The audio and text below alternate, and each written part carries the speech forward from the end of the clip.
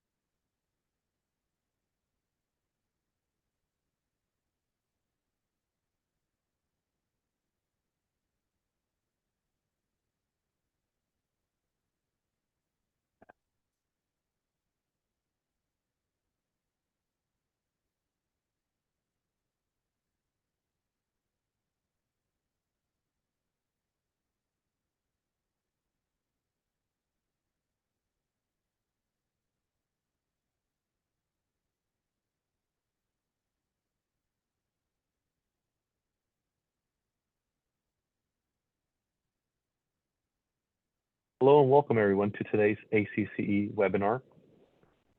I'm delighted to bring to you today a topic around cybersecurity, something that many healthcare organizations are facing. The title of today's webinar is The Resilience Spectrum, the Pillars of MedTech Security. Next slide, please. Before we begin, ACCE gratefully acknowledges the sponsorship of this webinar by Medigate, a Clarity company. And also, since it is Cybersecurity Awareness Month, it's a very good topic to bring up to everyone today. And also, just a quick shout out, it was Global Clinical Engineering Day on October 21st. So thank you for all the clinical engineers for what you do. Next slide, please. And for today's session, I will be your moderator. My name is Carlos D'Souza. I've been working in the HTM field for over 13 years. I currently hold a senior systems engineer role at Stanford Children's Health. Next slide, please. And before we also hand it over, we wanted to go over a few logistics. All attendees will have their microphones muted during the presentation. However, we do want to hear from you, so please provide your questions to the panelists through the Q&A feature in Zoom at any moment. Alternatively, if there's any urgent issue, please use the chat feature to communicate with the panelist. We will try to ask Ty towards the end of this presentation to answer questions not addressed during the webinar and distribute them to participants via email or post them to the ACC website. And do please remember to complete the webinar evaluation after attending. A link will be provided at the end of the session. Now I'd like to hand it over to Ty. Well, thank you, Carlos. And thank you, ACCE, and everybody who's out there. This is, it's always an honor to present to this crowd. And today, I've developed, I think, a very practical presentation. It's going to provide new perspectives. I think you're definitely going to learn some things. We're going to talk about, we're going to deconstruct the kill chain in an attack sequence, but kind of still keeping it at high level, but enough so that we can take these examples of resilience, different examples of resilience, and apply them to what it might look like for your job or an enhancement to your job as the roles seem to continue to be developing for HTM and CE with respect to cybersecurity. So in doing that, I had some great speakers we're going to be listening to. Unfortunately, couldn't get them all in a room together at the same time. So what I decided to do was to record them and compile it all together, put it into a PowerPoint presentation, built it out, got have a mystery speaker and several very pointed use cases and a couple of surprises. So with that, it's going to kind of run through, and I put it in an automated fashion, but I'll be right here to monitor the whole thing and ask their questions at the very end.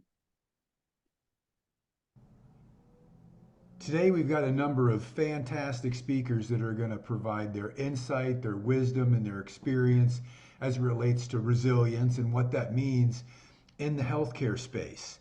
We've got retired Admiral Mike Rogers, a distinguished leader in the field of cybersecurity, national defense, with a career spanning over 4 decades in the United States Navy, widely recognized for his exceptional service and expertise in the realm of intelligence and cyber operations, most notably Director of the National Security Agency and Commander of the U.S. Cyber Command.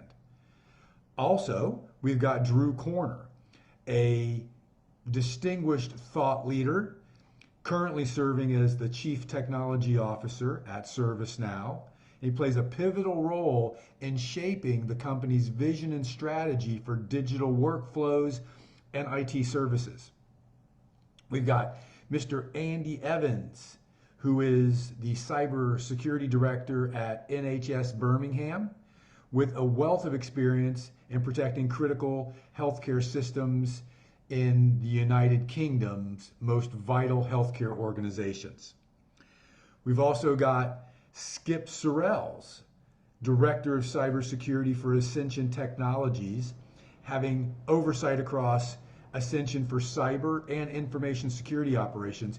He's responsible and directs standards and policies, or GRC, vulnerability management, privileged access management, threat intelligence, pen testing, medical device, and operational technology cybersecurity. Don't know when he gets any sleep. And the last guest, you're just going to have to wait. Really a special guest. You're not going to believe your ears, and such wonderful insights. You'll find out who when we reveal the mystery guest later. And I'm Ty Greenhall, Industry Principal for Healthcare at Medigate by Clarity. Let's go ahead and get started. Your CEO does not want to be in the news associated with the cyber breach. In Illinois, St. Margaret's in Spring Valley recently closed, largely due to a ransomware attack. They could not provide services. They could not bill on services already provided. They're operating on razor-thin margins. They don't have a huge amount of cash on hand to pay for operations, and they went bankrupt. This is representative of thousands of hospitals across the country. What happens when this happens? Other hospitals have to pick up the slack. Patients can't get immediate care. They've got to travel 45 minutes. Patient outcomes decline, especially for patients that need to be seen in that golden hour. That is not resilience. Resilience is the ability to come back, to get back up. Prospect Medical Holdings did a pretty good job. They were hit, 4 hospitals. They were able to get back up. HCA. It doesn't matter how big you are, they're coming. The bigger the target, the harder they fall, right? So it's not just about the little hospitals, it's across all healthcare systems. They're coming, and we need to be able to take the hit and continue providing services and continue operations for billing so that we can provide services. The business and the patient care are inextricably linked. Here's another couple hospitals in New York in September that got hit. And it's not just about the medical devices, building management systems. I throw this out here because it's, they have building management systems. If it's connected to the internet and it's connected to your network, it's an entry point, whether it's an HVAC unit, an elevator, pneumatic tube systems, air handling, water treatment. All these things are susceptible to being hacked. We have all of those in hospitals as well. We're not even thinking about those yet. The healthcare industry is different. Back in 2017, Congress required HHS to do a healthcare industry cybersecurity risk assessment. And out of that, many of these findings still hold true. We don't have very many people who understand cybersecurity in the healthcare space. Legacy equipment is old and getting older, means security on it is non-existent on a lot of these old devices. We have connected all the devices in the EMR, and we've connected building management systems. like HVAC units to everything's connected to the internet and clouds now. We're realizing that patient care is affected, and there are thousands of vulnerabilities per medical device. The bad guys are getting faster on target based on a recent study by CrowdStrike showing almost a 10% increase in speed. The attack types are getting more complex, more hands-on keyboard, and not just, let's just throw some malware out there and maybe we'll get something. They are planning the attacks with a great deal of preparation. And while we were protected by cybersecurity insurance, it's difficult to get now. You're lucky if you can get it. And all of the data statistics out of the Office for Civil Rights for reporting are going the wrong direction. I think sometimes when you use the word so much, it just becomes trite. Like blockchain. Oh, blockchain will solve it, right? Resilience, resilience, resilience. Everybody's talking about resilience. We need to be resilient. We need to be resilient. But what does that really mean, right? You've got HHS here releasing the resiliency landscape analysis. Great. I mean, they're really trying to give you information there in that document on, how other people are resilient. Other hospitals are resilient. The FDA is bringing it up with respect to supply chains and the medical devices. It's in the news. Here's how to. Oh, and all the vendors. Oh yeah, we're all about resilience. So let's define resilience. I like to go to NIST, the National Institute of Standards and Technology. The ability to anticipate, withstand, recover from, and adapt to adverse conditions, stresses, attacks, or compromises on systems that use or are enabled by cyber resources. I think that's a fine definition. If you look at this and think, okay, well, we've got anticipate, withstand, recover, and adapt to conditions, stress, attack, compromise. Let's think about this as a spectrum.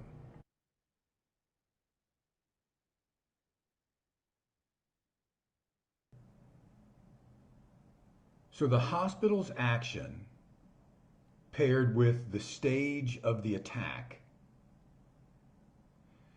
has a lot of different variations you could come up with. I only came up with 4 there. But it seems to show a timeline, stages, the steps in the attack. But the whole time, each one of these requires the hospital to respond differently. They'll need different data on the devices and the attack itself.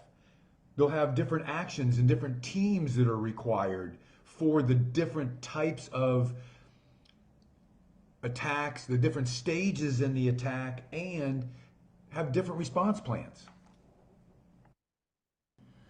So let's apply that spectrum, kind of overlay it on Lockheed Martin's cyber kill chain, which is, these are the steps that, as strategy, that attackers go through in an attack. So if we look at that graphic on the left side, there's 7 steps. We'll review them in just a second, but the 2 bars going up and down kind of section it off to preparation, intrusion, and active breach. And then on the far left, kind of the timelines, the amount of time that these sections take. And whereas the last section, active breach, may take months, maybe sometimes a year or more. There's so much money to be made here. IBM's cost of a data breach said that the average healthcare breach costs $11 million. That's twice as much as any other industry. The value of our record is so much higher than other records that we are a target they're not going to be leaving, and they're going to prepare. And so when you think about the preparation, that's their reconnaissance. They're picking targets more and more, not just distributing malware out there through emails and phishing and blindly, but they're targeting accounts because they are more likely to pay or more valuable data. And so they pick their targets, reconnaissance. Then they weaponize, decide, okay, well, what am I going to deliver to them they can combine different components of malware. For instance, there's Emotet or TrickBot are two very effective Trojan horses that allow kind of the ransomware to get past security, get into the castle, where the ransomware itself might be Ryuk or Hive or Conti. And so they can combine this thing and they build the malicious attachment and what it's going to do based on how they want to deliver it. So there's lots of different ways to deliver through social engineering, through email, or just logging in, getting the passcodes, hacking into a medical device or a building management tool, getting access to the system. By the way, there's no logging on those devices, so you wouldn't know that they came in through those devices, most likely.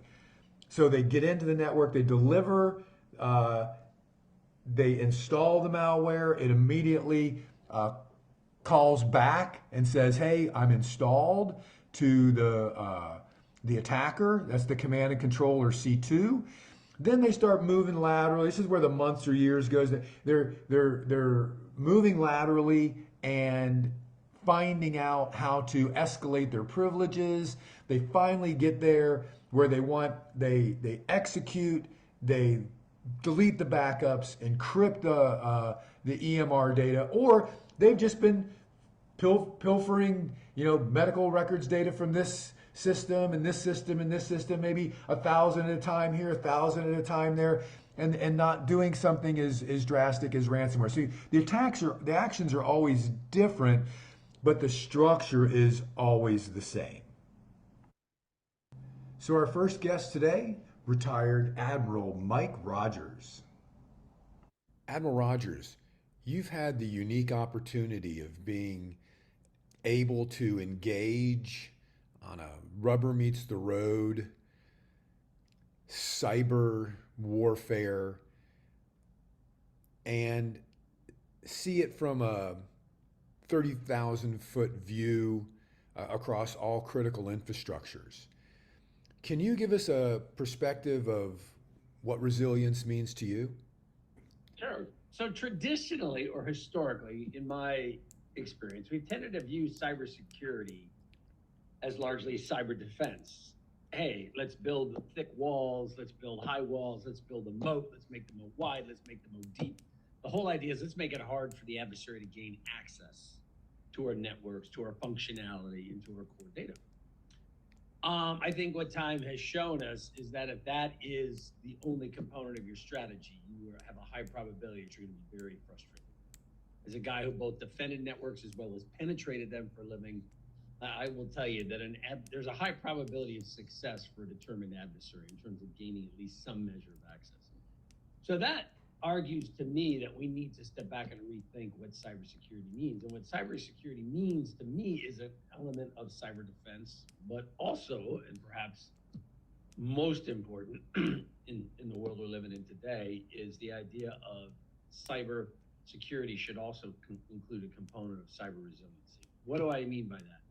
That's the processes, the structure, the mechanisms, the culture that you create that are designed, that are built or predicated on the idea that, hey, there's a probability you're going to, in fact, be penetrated. Therefore, how are we going to optimize ourselves to retain as much core functionality as we can, while at the same time recovering as quickly as we can? And that, to me, is the heart of resilience, retaining functionality to the maximum extent you can, but designing that from the ground up, as well as thinking about how you maximize your ability to recover and restore as quickly as you can. And again, having defended networks and then been unsuccessful in my previous life when an adversary then penetrated the network, the challenges of driving them out once they're inside are so different than when they're outside trying to get in. Earlier this year, you were on the Nexus Clarity podcast, and you were talking about how the war in Ukraine has offered us a unique opportunity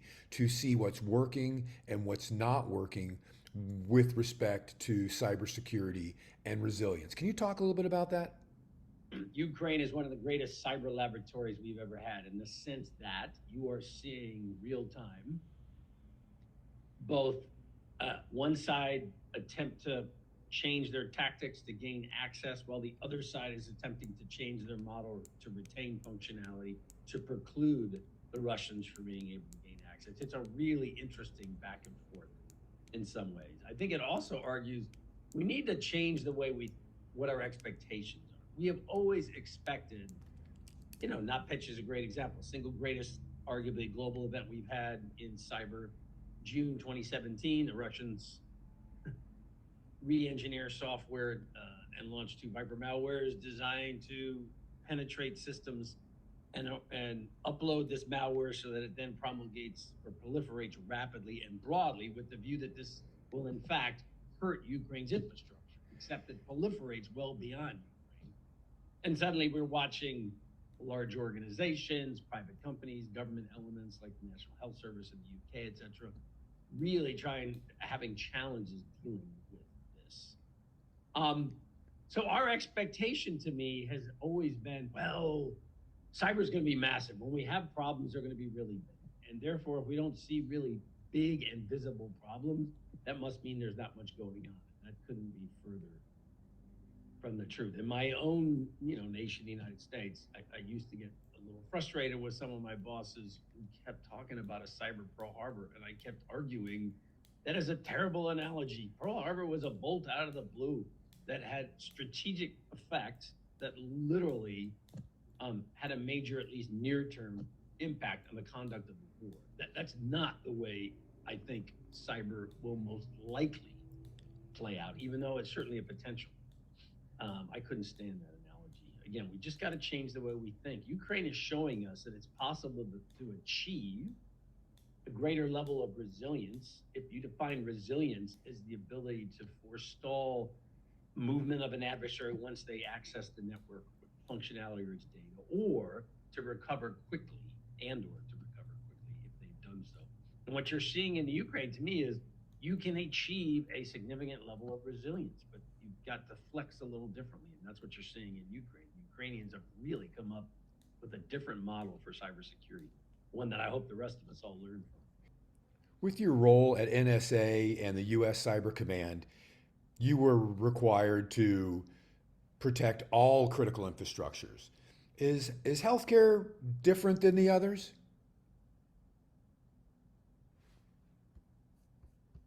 So healthcare is one of the areas that always worried me the most because it had two really interesting dynamics. The first was massive amounts of personally identifiable information. I mean, we all give our medical professionals the amount of insights on ourselves, our families, our history.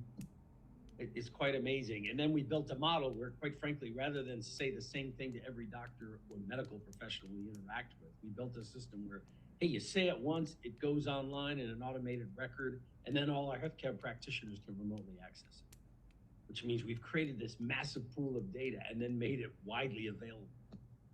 The second element is look at how much increased remote functionality and access we are creating within devices in the medical arena. And then we are not only using them in facilities, but we're implanting them in people. I mean, we're doing automated distribution of insulin, for example. We're doing automated regulation of heartbeats, for example. We are pulling data off sensors within our bodies so they can be remotely analyzed and reviewed. That's not a terrible thing. But the second thing I always thought was challenging for healthcare was, and then we built in this huge amount of remote access, which means it is both attractive and it's got a huge number of doors that an adversary potentially can access. Combine that with the fact that in my experience, most, not all, but most healthcare entities, they don't necessarily have a lot of money for cybersecurity and they don't necessarily have a lot of expertise. And we didn't build this network structure within healthcare in a centralized, very formalized way. We tended to build it in segments over time. So it's not particularly integrated. It doesn't give you situational awareness broadly across the sector. That just makes it harder. So the challenge then, if that's the structure, how do you go about achieving an enhanced level of resilience? Number one, I think it argues we need to relook our basic network structure, both IT and OT. within the medical profession. We built a lot of risk into this, and I'm not sure we fully understood it. Secondly, we've got to think as organizations, so how do I create an enhanced level of resiliency? What are the tools I can use to mitigate risk? And that just doesn't start with the CIO or the CISO and the IT professionals or the OT professionals. They're a key element of that discussion, but that also we need to make sure that the leadership of our healthcare teams are fully integrated and working with their IT and OT professionals. The idea that, well, you're just going to have some IT or OT individuals, hey, just go fix this, just make sure we don't have any issues. That you can't achieve resilience like that in my experience. It just doesn't work. Not that people don't work hard, but it's just not an optimal way. So let's put anticipated condition into an example. The example that I'm going to use today is an alert. You want an alert based on communication occurring between devices, or a device maybe with something outside of your network. And there's different ways you can set up the parameters to be alerted for that type of communication. And it could be, we have several standards that you can choose from, making it nice and easy. These are the ones that people typically want to know about, like, hey, this device has got PHI on it, and it's got anomalous behavior. It's talking to things it shouldn't, or an unsupported OS, because there's typically vulnerability there. You can also say custom, say, okay, if anything that's not if it's not the manufacturer of the device, I want to know about it. And then you can assign it to an individual for responsibility of how to follow up on that or how to look into it, and with a label that says kind of what this is. So that as soon as they get the alert, they know what they're looking at. So these alerts are ways to anticipate something is going to, some condition is different in your environment, and that there's a potential problem here, and you can get on it early. But again, I'll just reiterate, I know we're beating a dead horse here, but it all comes down to the visibility of the device, knowing the device and its the details on it, having accuracy of its communications, what it's supposed to be talking to typically, and understanding when it has that anomalous behavior. So it really comes down to visibility on the device.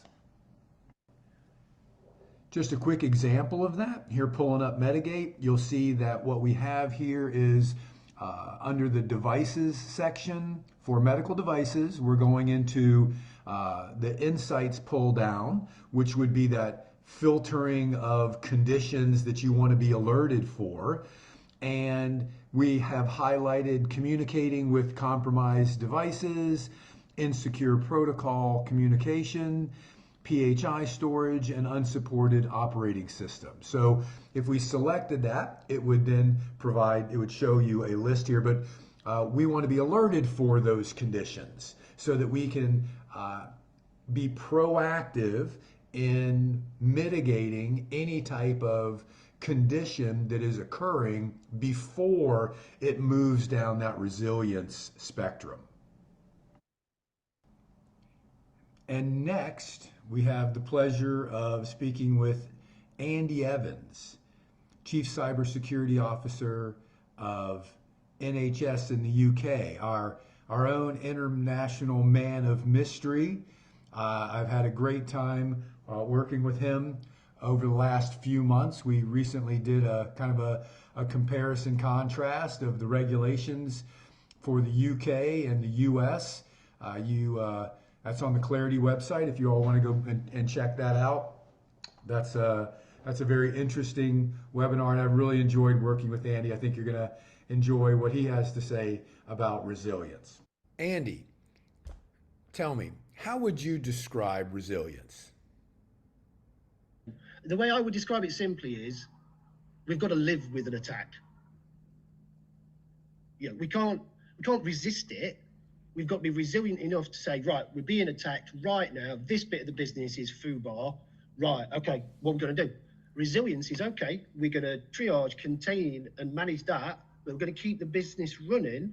And, you know, in terms of critical national infrastructure, resilience is, okay, we've got another one over there who's going to pick up the load. You know, so the resilience is almost the depth of, you know, being able to sort of cope with, you know, attacks rather than resist the attack, because we can't resist. Can you apply that thought of resilience specifically to the UK and how you might envision resilience being applied to a certain situation within the hospital?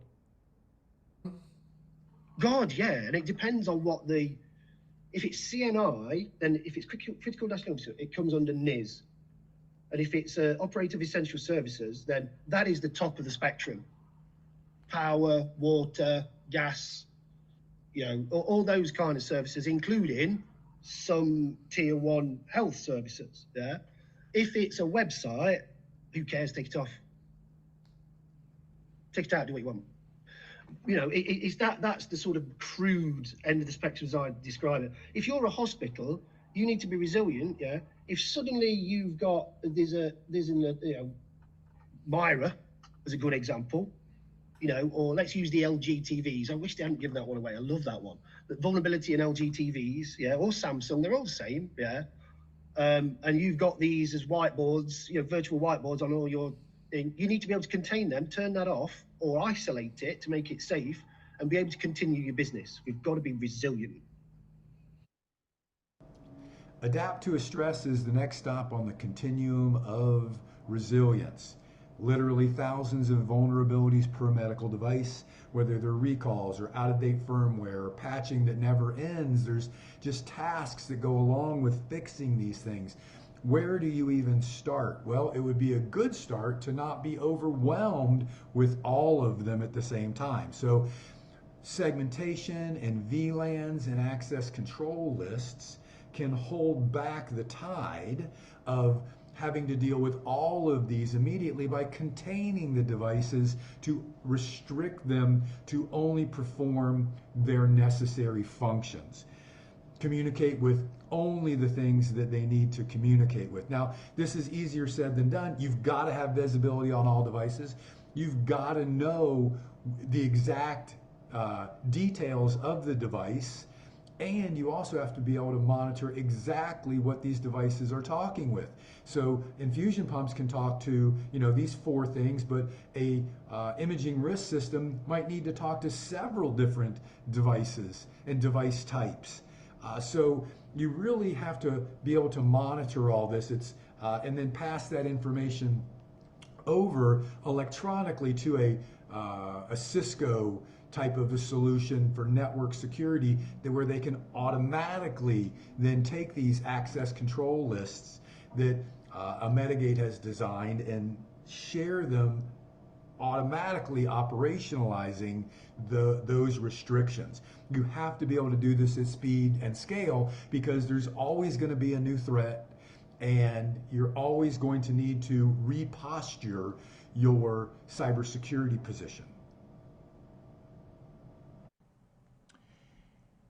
So how might Medigate help? Here's an example. You could pull up the vulnerability. You could pull it up by name if you wanted to, if you knew which specific one you were looking for, or by CVE, or by some, a number of other methods. But you can arrive at the information on those vulnerabilities to see which ones you should do next, which ones are most critical based on the CVSS score or the EPSS score, or which ones are actively exploited or known exploited.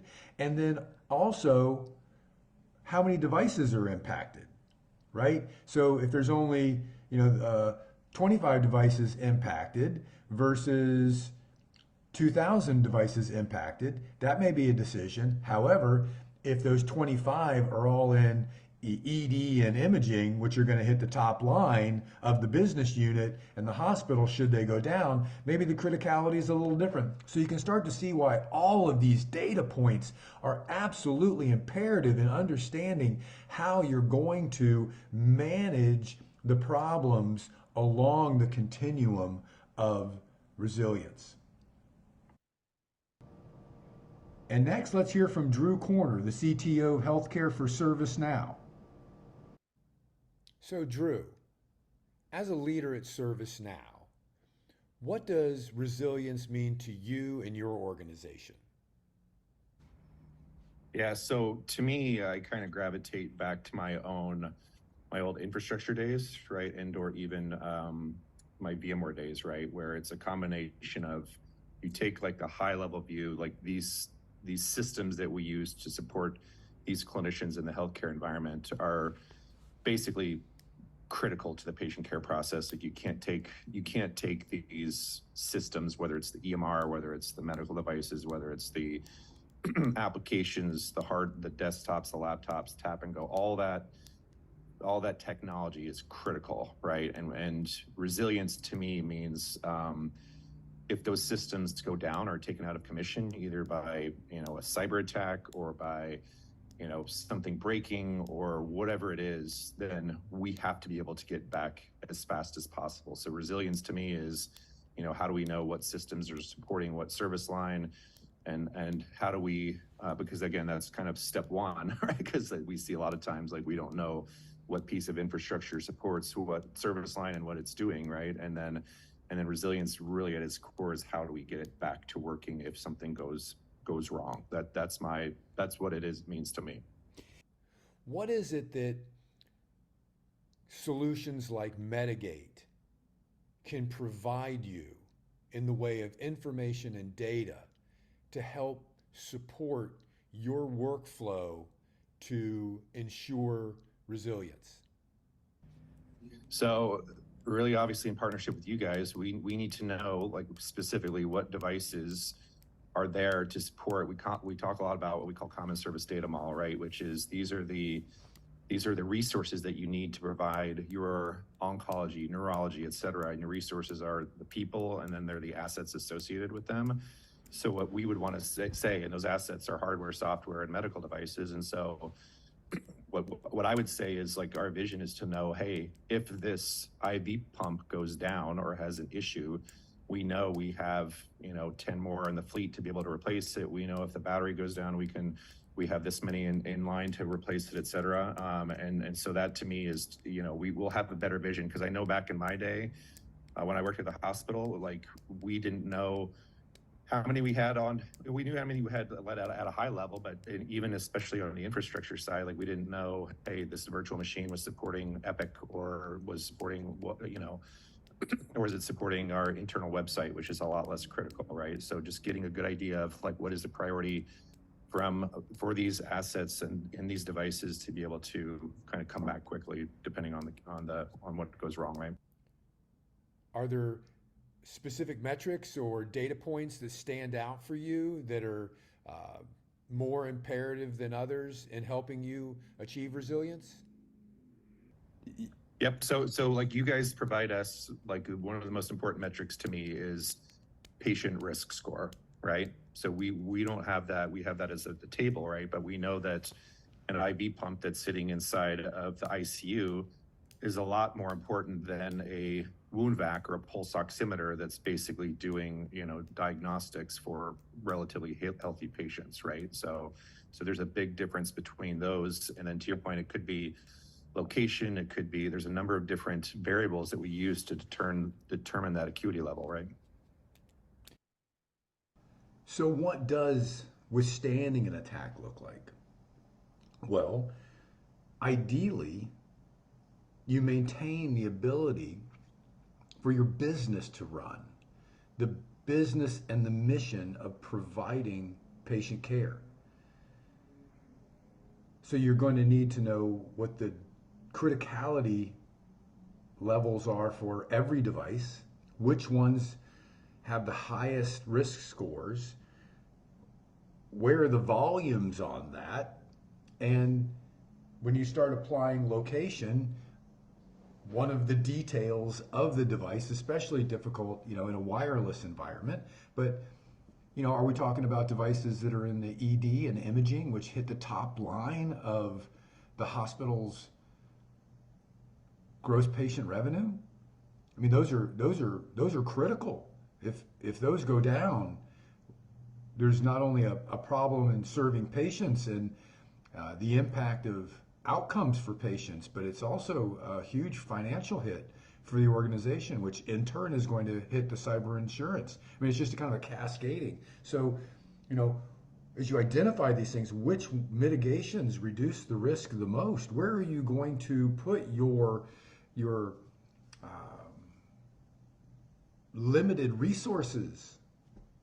And then once you determine that, being able to integrate this data into a CMMS so that you can operationalize this this mitigation or the activity that needs to occur to reduce the risk. So you pass that off to a ticketing system, say for instance like ServiceNow, and they take that information and they assign it out automatically. So again, at scale, being able to respond quickly. Pulling up a couple of the Medigate slides that actually show this, you can see that there are heat maps.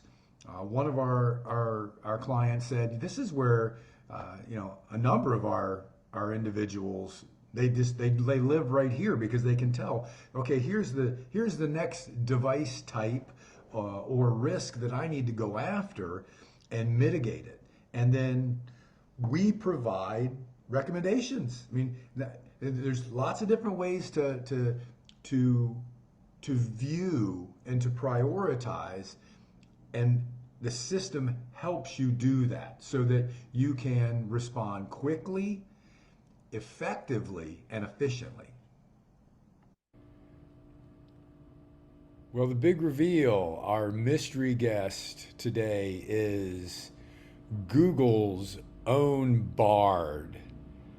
Bard is a large language model that's been trained on a massive data set. It's able to generate text, answer questions. Bard specifically has the ability to use Google search, so the information that it can provide is usually very rich and very detailed and very informative. Before we have Bard answer these few questions, I thought it might be interesting to ask Bard to describe itself and what it would look like if it was here in the world.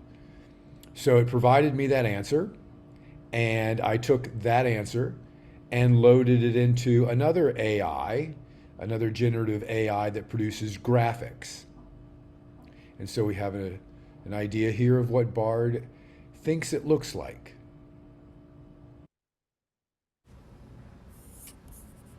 I would imagine myself as a swirling cloud of light, constantly changing shape and color. I would be able to float through a library filled with books from all over the world and interact with the world around me using my vast knowledge and understanding. My favorite color in this scene would be a deep purple. Purple is the color of wisdom, mystery, and imagination.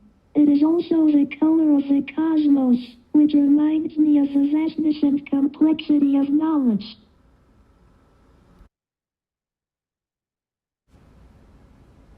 Resilience for a hospital that has to protect medical devices and building management systems means being able to prevent, withstand, and recover from cyber attacks on these devices and systems.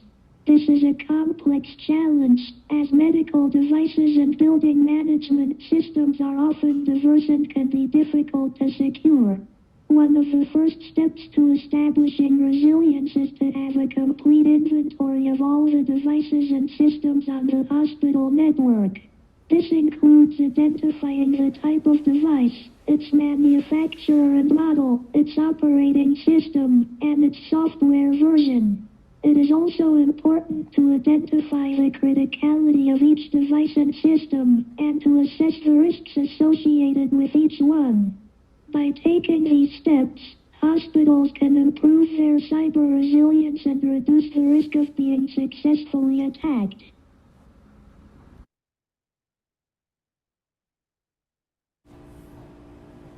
AI and other algorithms like myself will soon improve the efficiency and effectiveness of security operations through AI risk assessment, AI threat hunting, and AI security automation, helping hospitals improve resilience to cyber attacks.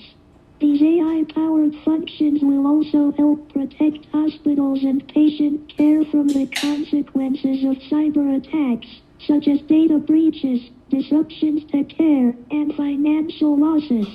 The first is AI-powered risk assessment. AI can be used to assess the security risks facing a hospital. This assessment can be used to identify and prioritize vulnerabilities and to develop mitigation plans. Secondly, AI-powered threat hunting. AI can be used to hunt for hidden threats on the hospital's network. This includes threats that may have evaded traditional security controls. Lastly, AI-powered security automation. AI can be used to automate many of the tasks involved in security operations, such as patching vulnerabilities, configuring security devices, and responding to incidents.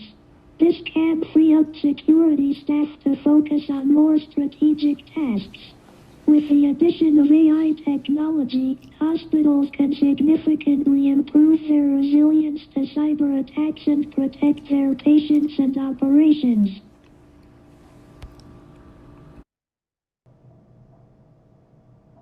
So next, Skip Sorrells, Director of Cybersecurity for Ascension, 139 hospitals, 2,600 clinics, 124,000 medical devices. Skip, can you give us an example of why resilience is so important for hospital operations? Well, one of the requirements to be a level 1 trauma center, there's designations for the ability to care for people 24/7 and the disciplines of medicine that are required. So let's take cath labs, for example. You have to have 2 of everything. And that is in order to maintain patient care, because time is of the essence when you have somebody that's having a heart attack or having a stroke. And you need to be able to get in the cath lab and be able to look at dyes and traversal through vessels and blockages. And if you go down, you have to divert patients, and that diversion results in an elongated time to treatment, and that can ultimately result in death. There's this thing called the golden hour, and certain things, the odds of survival go way down outside of that 60 minutes. So it's a form of built-in resilience. It is creating a high availability environment, a backup. There's all sorts of words you can use, but the point being, you can't go down, because then you have to stop providing care. So when you think back to the kill chain that we talked about in the beginning, this is the end of the kill chain. They have executed on their objective, and you've been hit. So on that spectrum of resilience, you now know what the attack vectors were and what the capabilities of this malware or this event are. Is it coming in through RDP, SMB1? Is it because of Windows 7? What's the problem? And so it's now in the environment. And you need to know all the other devices that could be impacted or are vulnerable to this attack vector. That what is this malware? What is its capabilities? What's it doing? And so, for instance, using protocols or ports to move laterally. If you know that, then you can go find those ports and protocols and can disable them for a period of time. The bad guys are in the castle. Close all the interior doors. Lock yourself in the room until otherwise told it's safe to come out. And leverage the existing controls you have. So you go back to segmentation. We've been using that one as a good idea to kind of contain, right? You can try to contain this problem that you have in your environment, and or set it up so that if it does hit other devices that it has capabilities over, then it's contained within only the devices that those things can talk to, or maybe a department or a hospital, or see different ways to set up the segmentation. And then again, to operationalize this, getting it out into the CMMS or the CMDB enterprise system, so that the enterprise ticketing system, so that you can then generate tickets for response to the individuals that are the device owners, if they need to get on the device, and make those changes.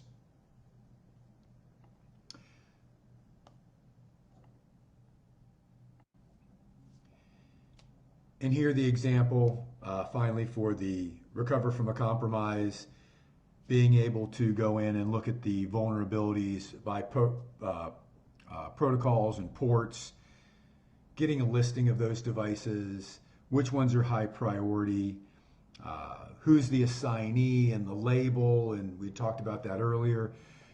Being able basically to identify how you can prevent the lateral movement, what devices are impacted or vulnerable, and operationalize the ability to go after those.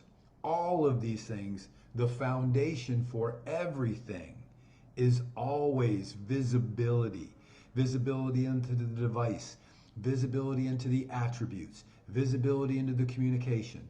And if you don't have full visibility, which is why we have been best in class 3 years in a row, that's a part of the foundation, not the only reason, but that additional level of visibility through deep packet inspection, instead of just AI and ML, provides all of the data that you need to be able to manage problems across the spectrum of resilience.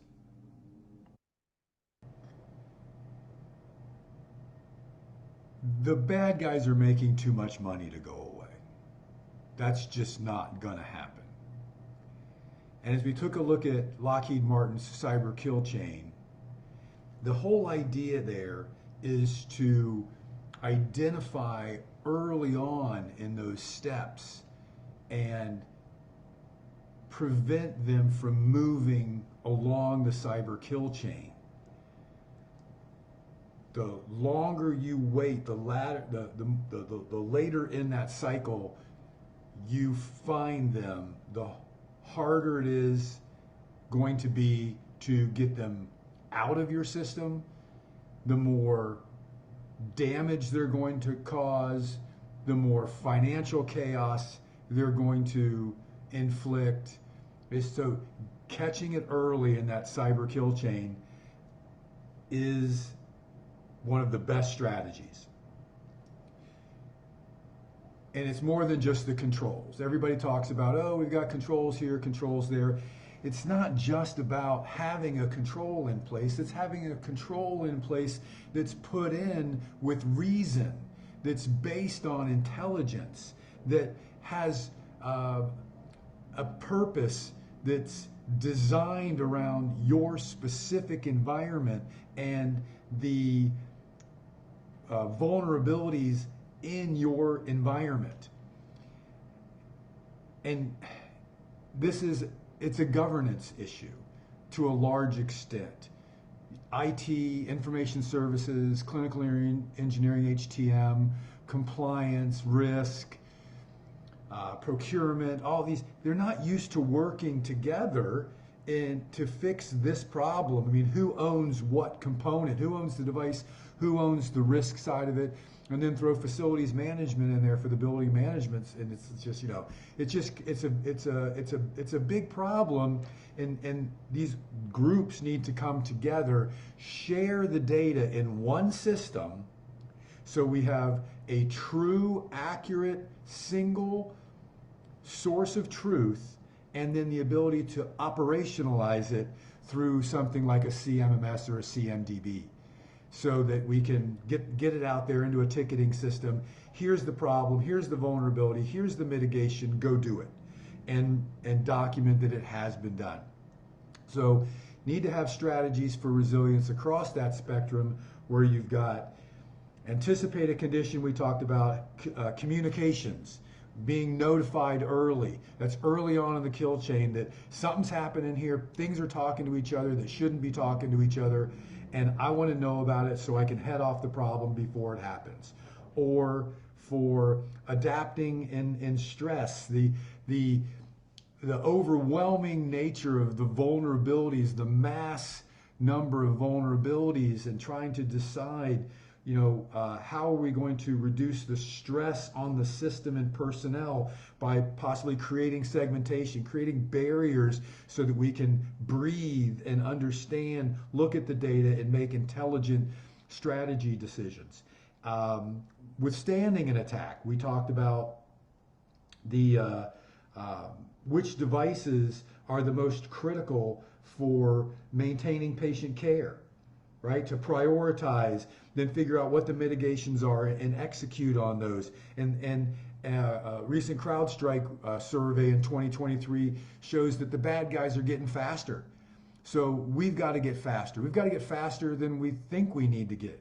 So we have to be able to do this with speed as well. And then unfortunately, for the ones that do get in, they do execute on the target, that we need to be able to understand that attack quickly and determine other devices and ports and protocols that are susceptible to this attack and mitigate at scale to protect, to contain, to address the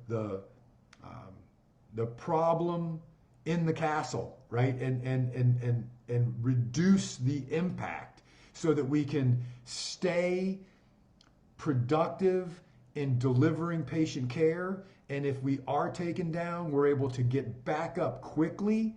And that's resilience. The ability to continue to provide the patient care in the mission of the business, even in attack, under stress, into conditions. Even if we're hit, we get back up quickly. It's an old adage, get knocked down 7 times, get back up 8. Resilience is what we're all striving for here today in healthcare cybersecurity.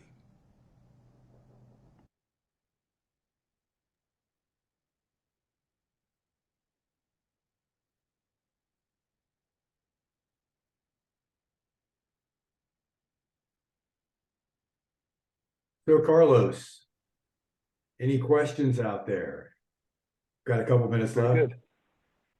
Yes, Ty. Let's see. We have one question is, with lots of M&A going on between hospital systems, what are some of the best practices for evaluating companies that are being considered as purchases with respect to their resilience? That's a great question. It's very applicable. We have several clients. I know Marshfield Clinic being one of them. I was talking with Greg Garneau, the CISO there, and one of the things that he standardly does as you are in the acquisition stage is to take Medigate, and he puts it on the network at the hospital that they're looking at, so he can get a good idea of the risk levels that they are going to be acquiring in the purchase, and also gives them a window into that level of risk and what they might want to do about it before they start hooking up networks together. The other thing I would say in that, just talking with Marsh Cyber Insurance, a senior vice president over there, in those type of situations, you want to be able to say, we have these new facilities that we are acquiring or have acquired, but we haven't hooked them up yet. So they're not connected to our network. So given someone has a problem, the entire business operations and cash flow won't be impacted, and we won't be requiring Marsh to compensate us for all our patient revenue, because not everything would go down at one time. And so trying to help you, the listeners out there, equate the business value, understanding the controls, understanding why the controls are where they are, and be able to make that argument to it from a business perspective, as well as extending that over to your cybersecurity in cybersecurity insurance.